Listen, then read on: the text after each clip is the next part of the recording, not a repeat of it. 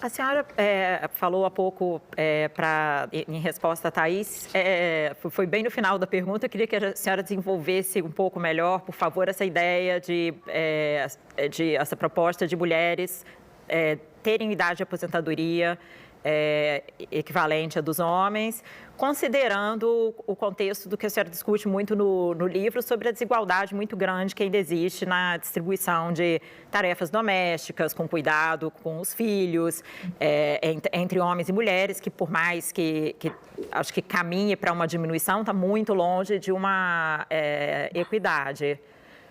Como solucionar isso é um dos conflitos, né, que atrapalha o desenvolvimento dos países, porque a senhora fala também que uma das grandes, se não me engano, uma pesquisa para os Estados Unidos que mostra como que a inserção da mulher no mercado de trabalho gera ganhos de produtividade e aumento de riqueza, né? Então, é uma questão complexa e como solucioná-la, considerando que essas desigualdades vão durar ainda.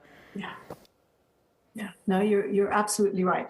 So there are, I think, two elements to the solution. One is to provide better childcare.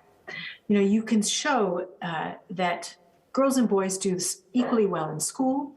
There are now more women going to university than men everywhere in the world, and they do equally well. And then when they leave university or secondary school, they earn initially more or less the same, but then as soon as the first child is born, their income's diversible.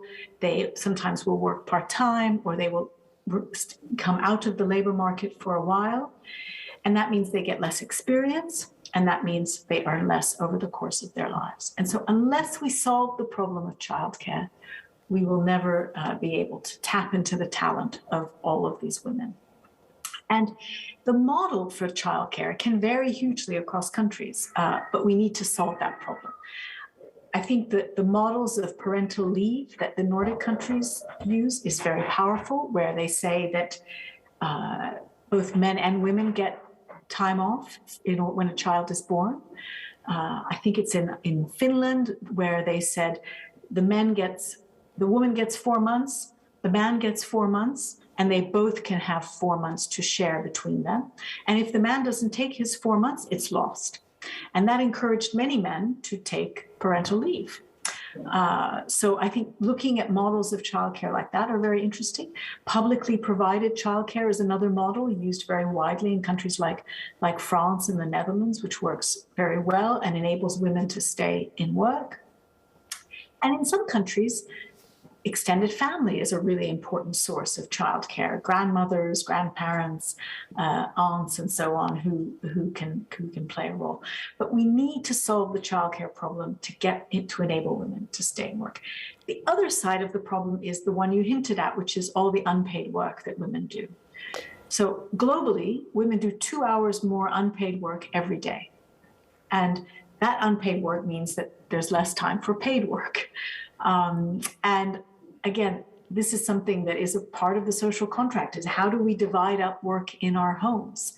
And the more equitably we do that, the more we enable women to be productive.